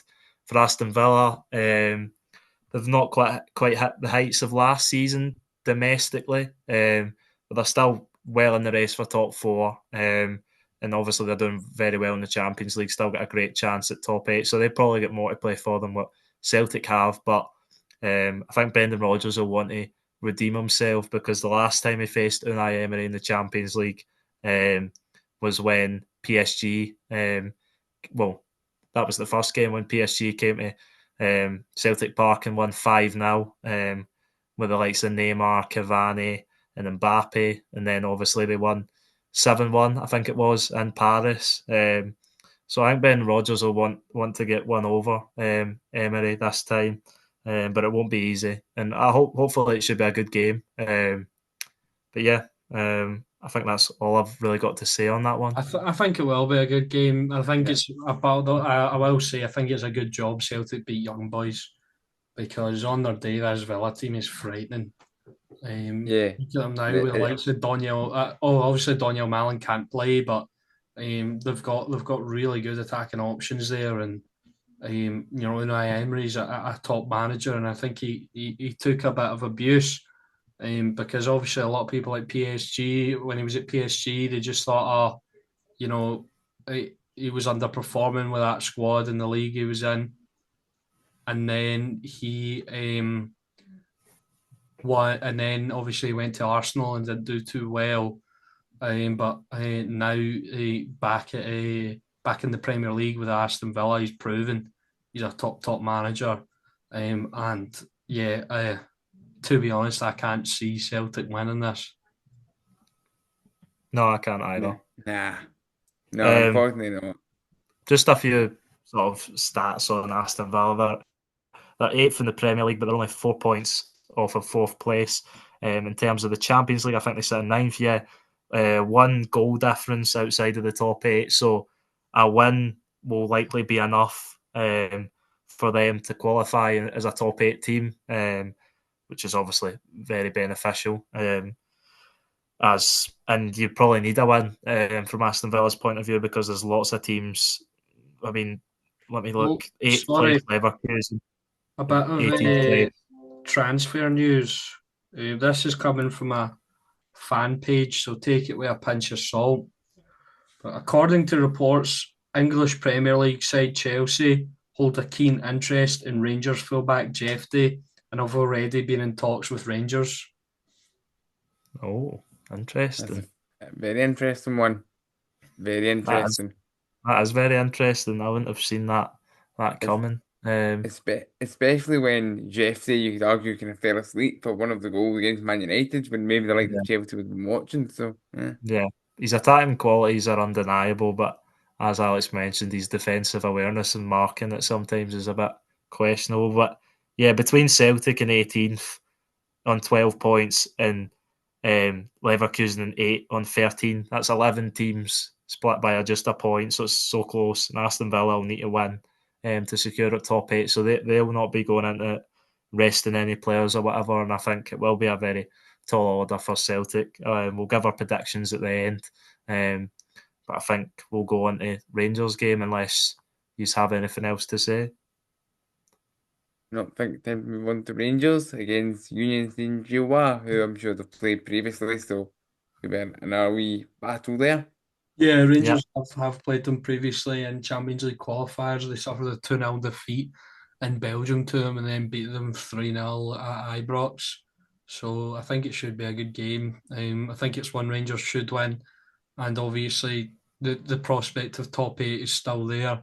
Although, as we mentioned earlier, it's unlikely. But if Rangers do their job and they get very lucky and other results fall their way, you never know. But they're not a half bad side. I think they're in the playoffs or they're in contention. So you shouldn't underestimate. I don't think you should underestimate any team in Europe because anything can happen. But Rangers should win it and progress. All whether in the playoffs or if they sneak into the top eight. yeah, Yeah, I would agree. Union Saint-Gilloise are just goal difference behind Rangers, actually, 4 goal difference. So their chances of getting into the top 8 are even slimmer than Rangers. But they're probably safe in the top 24, but they want to come and maybe get seeding if they prefer to play their home game second, as we've already talked about. But yeah, I think there'll be a tough opposition, but as you said, I would expect Rangers to win. They're sitting third in the Belgian league. They're sort of leading the pack behind Genk and Club Brugge, who are the sort of runaway title contenders. I noticed they suffered a 5-1 defeat to Royal Antwerp at the start of January. But apart from that, they're undefeated since the end of October against Cercle Bruges, who Kelly obviously know, as do Hearts. But yeah, I think Rangers can go into it with confidence, and I think it'll be a good game. We yeah. got I think it sorry, will be a good one. Yeah, I think it will be a game that I think Rangers are probably at least slight favourites for it in terms of prediction. I'm going to give Rangers a 2-1 win against Union. And I think maybe that would probably be enough to get them into the top eight, and hopefully, more a nice wee bonus of missing out on a European tie and Yeah, getting through to the next round. I'm gonna go with a repeat. I'm gonna go with 3-0 Rangers. I'm gonna go All right. with 2-1 to Rangers. I think it'll be a close game, but I think Rangers will just take it. And Right, are we the gonna only thing do Rangers, Celtic as well? Yeah. yeah, we need to do Celtic. But I was just going to say one thing about that Rangers will need to watch out for. Mr.